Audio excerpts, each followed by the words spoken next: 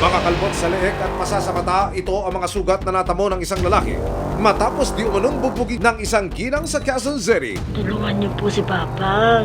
Binugbog po siya, mga pasa po yan. Ang itinuturo niyang may kagagawan ang kanyang dating asawa na si Yolanda, 54 na taong gulang. Siyempre po masakit, tapos malungkot na dapat may nanay ako na kumakalinga sa akin. Lagi ako nagtatanong bakit ako ang nawalan ng nanay na siyempre, nag-iisang anak lang ako. Makalipas ang 7 taon, September 2024, muli raw nagbabalik si Yolanda sa kanilang takanan.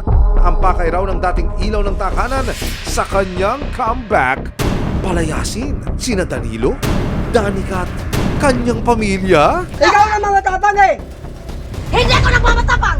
Hanggang ang pagtatalo, umabot na raw sa panununtok ni Yolanda.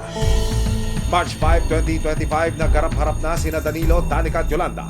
Ang harapan, naging ungkatan na rin ng nakaraan. Tapos tinakwil mo yung anak mo. Yung lang, nasunento ko siya, pero yung pananakal, hindi ko po ginawa sa kanya yan. Ang kwento mo, parang ano, magsabi ka ng totoo. Ikaw ang magsasabi ko. Katotohanan lang ang Tingnan mo ang sasabihin. ginagawa mo sa akin.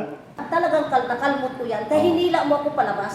Hinaharas mo ko, Tapos ka na. pinagtanggol ko lang ang sarili ko. Ilang years ako naghirap. Ako yung nagpakanali sa sarili ko. Sinubukan kitang kontakin kasi ang tagal ko. Gusto kitang makita. Gusto kitang, kung iniisip ko, kamusta ka na ba?